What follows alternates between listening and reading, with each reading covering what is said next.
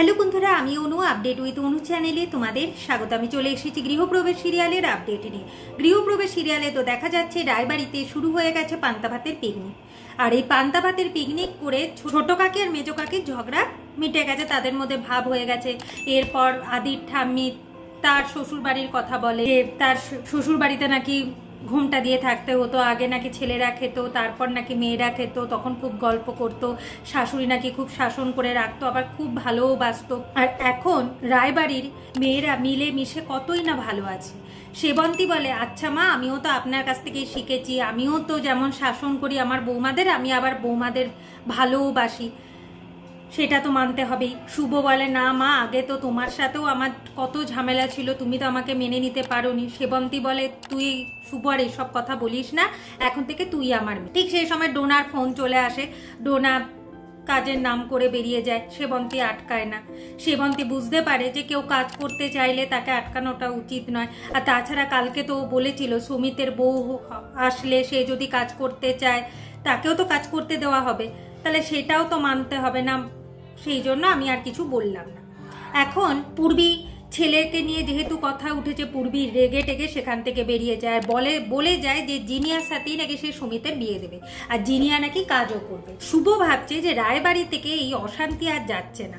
অন্যদিকে আকাশ মোহনাকে বুঝাতে আসে যে মোহনা যেটা করছে সেটা ঠিক করছে না। মোহনা তো মিথ্যে কথা বলে যে না, সে কোনো আদ্রিতের সাথে কথা বলেনি।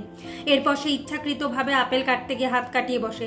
এখন আকাশ তার মাকে জানায় যে বোন যেগুলো করছে সেগুলো কিন্তু ঠিক করছে না, ও যা চেয়েছে আমি সব দিয়েছি, কিন্তু আমি এটা তো করতে পারবো না মা, ওর জন্য আমি আদ্রিতকে এনে শুভলক্ষ্মীর জীবনটা তো নষ্ট করতে পারবো না, এটা আমার দ্বারা করা কোনোভাবেই সম্ভব। ঠিক আছে, আমি মোহনার সাথে কথা বলবো। অন্যদিকে দেখা যাচ্ছে যে বইয়ের রাগ ভাঙানোর জন্য আদ্রিত শুভকে একটা সারপ্রাইজ দেয়, গোলাপ নিয়ে তাকে প্রপোজ করে, তাকে একটা গলার চেন পরিয়ে দেয়।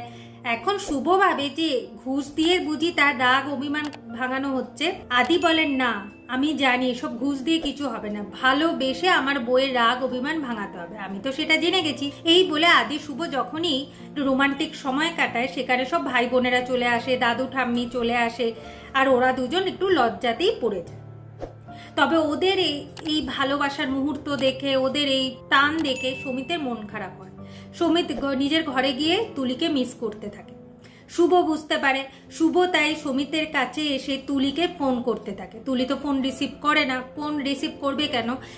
তুলি আছে তার ম্যানেজারের কাছে আটকে, ম্যানেজার তাকে কিডন্যাপ করেছে, তার হাতে কোনো ফোনও নেই, তাকে ছাড়ছেও না।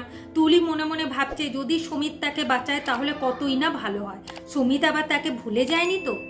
আর এইদিকে ফোন না ধরায় আমাদের সুমিতও রেগে যায়, সেভাবে তুলি মুভ অন করে গেছে, এরপর আমিও মুভ অন করে যাব। দিয়ে সুমিত আর তুলির ফটোটা ছিঁড়ে দেয়, দিয়ে বলে যে আমি অন্য সিদ্ধান্ত নেব। শুভ বলে, যে সিদ্ধান্তটাই নিবি সুমিত একটু বুঝে শুনে নিবি, হড়বড় করে কোনো কিছু নিস না।